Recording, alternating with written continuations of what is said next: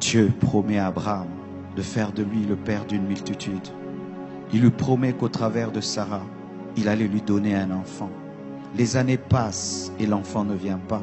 Sarah pousse Abraham vers Agar et ils ont un enfant, Ismaël, qui n'était pas le fils de la promesse.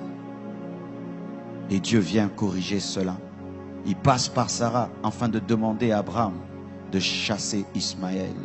Ismaël est le symbole de la volonté permissive, de quelque chose que tu as fait parce que tu étais impatient, d'une relation dans laquelle tu es parce que tu as forcé dans la chair, d'une chose que tu trimbales dans ta vie mais tu sais que ce n'est pas le plan parfait de Dieu. Et Dieu t'a toujours dit d'ôter cette chose de ta vie. Et certains, ils attendent le soir pour enlever Ismaël de leur vie, alors que c'est le matin. Il y a quelque chose dans ta vie qui n'est pas la volonté de Dieu. C'est Ismaël. Dans des moments charnels où tu avais perdu ta vie de prière, ton intimité avec Dieu et ta foi. Tu as fait des alliances, tu as engendré des choses, tu as commencé des choses. Mais tu te rends compte quand tu deviens spirituel que ce n'était pas le plan de Dieu. Et Dieu te dit d'enlever Ismaël. Et c'est le matin. Ismaël peut être même un ministère que tu as commencé, mais ce n'était pas le plan de Dieu. Ismaël, ça peut être un fiancé avec lequel tu es, mais ce n'est pas le plan de Dieu. Ismaël, ça peut être une affaire dans laquelle tu es, mais ce n'est pas le plan de Dieu. Ismaël, ça peut même être une maison dans laquelle tu habites, mais ce n'est pas la volonté parfaite de Dieu. Ismaël est un enfant, mais il n'est pas la promesse. Quand tu as Ismaël dans ta vie, plus tôt tu te débarrasses de lui, plus tôt Isaac grandira, car la présence d'Ismaël met mal à l'aise Isaac. Qui est Ismaël dans ta vie? Un amoureux de Dieu ne tarde pas d'enlever Ismaël. Tôt le matin, il enlève Ismaël. Quand tu te rends compte dans ta vie que ce que tu pensais être le plan parfait de Dieu n'est pas le plan parfait de Dieu, tu peux dire à un fiancé: je pensais que tu étais l'homme de ma vie, mais Dieu m'a dit que moi, je serai une grande servante de Dieu. Je ne peux pas épouser un païen.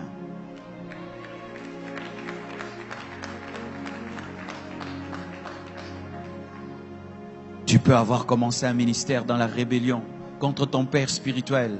Mais quand tu deviens spirituel, tu te rends compte que cette église n'est pas dans la volonté de Dieu. Tu fermes l'église et tu rentres au pied de ton pasteur.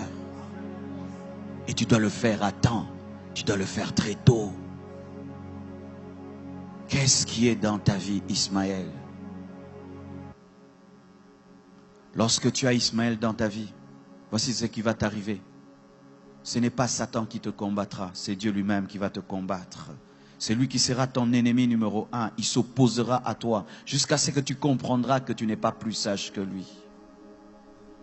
Enlevez vos Ismaël très tôt. Ne dis pas: je vais le faire dans 1 mois, dans 2 mois, dans 3 mois. Le plan de Dieu va prendre du retard dans ta vie. Je vous assure, mes frères et sœurs, il y a des choses qui prennent 10 ans dans nos vies, alors que ça devait prendre 1 semaine. Tellement que tu as tardé d'enlever Ismaël. Tellement que tu as tardé d'enlever Ismaël. Et Dieu voit qu'Isaac sera en danger. Tant que tu ne lâches pas la volonté permissive, tu ne vivras jamais la volonté parfaite de Dieu. Certains ici, vous êtes dans des relations qui ne sont pas de Dieu. Tu vis dans la même maison qu'un homme qui ne t'a pas épousé. Mais Dieu t'a toujours dit qu'il va te donner ton mari.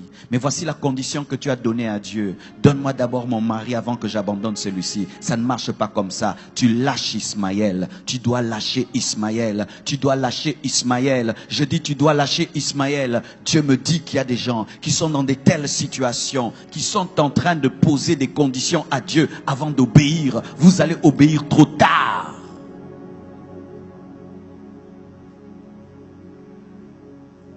Le Seigneur te dit que les affaires que tu fais, ce sont des mauvaises affaires.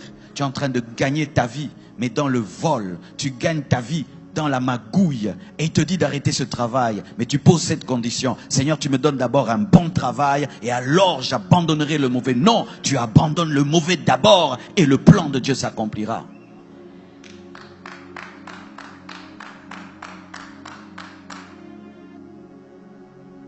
Es-tu dans la volonté parfaite de Dieu? La chose que tu as a été engendrée par quoi? Par l'impatience? A été engendrée par la chair?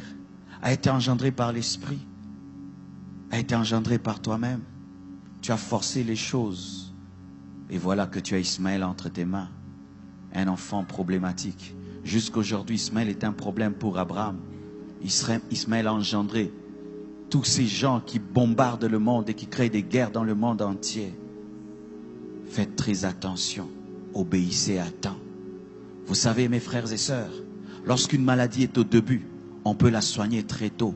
Mais si tu la laisses grandir, tu peux vivre une amputation. Plus tôt tu obéiras à Dieu, plus tôt Dieu te guérira. Et si tu fais 10 ans, 20 ans, 30 ans avec Ismaël, il fera partie de ta vie. Et le jour que Dieu va l'enlever, une partie de toi sortira. C'est lorsque des gens arrivent jusqu'à avoir des enfants avec un mari d'autrui, des enfants qui ont grandi. Et là maintenant, l'Esprit de Dieu te dit de te séparer. Mais vous voyez le déchirement que ça cause. Ce n'est pas seulement que tu te sépares d'un homme, mais il y a des enfants. Pourquoi? Tu as tardé d'enlever Ismaël de ta vie.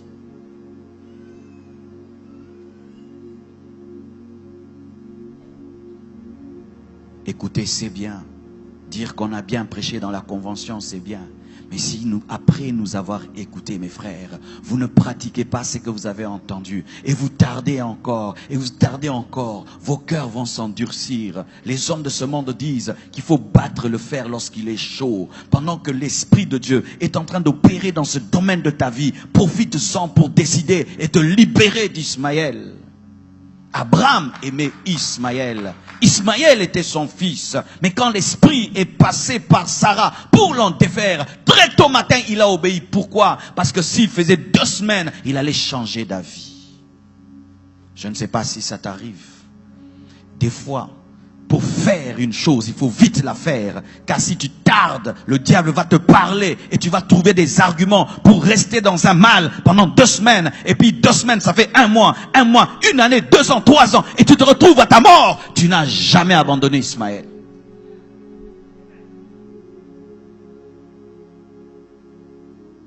Même si tu vas laisser Ismaël dans le désert en pleurant, pleure, mais laisse-le dans le désert.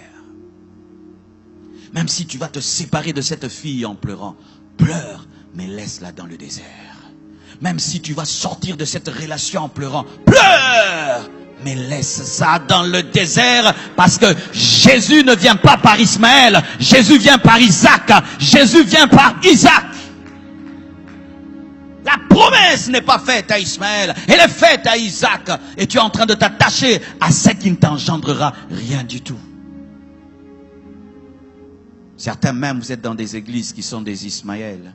Tu es allé dans une église par colère, tu es allé dans une église par rébellion, tu es allé dans une église par impatience. Et là-bas, tu es en train de mourir spirituellement, tu es en train de mourir en toi-même. Et le Seigneur te parle et il te dit, ce n'est pas l'endroit, mais tu as déjà une responsabilité, tu as déjà des postes, tu as des ceci, de cela, et tu te regardes que tu perdras cela. Tout ce qu'on t'a donné là-bas comme titre, c'est Ismaël, car des fois, le diable encourage la rébellion en faisant qu'on t'élève dans la rébellion. Ismaël, ce sont des faux papiers. Des faux papiers. Tu t'appelles Jonathan, mais dans tes papiers, tu t'appelles Gélor. Des faux papiers. Une vie de mensonge, où tu mens chaque année et chaque mois.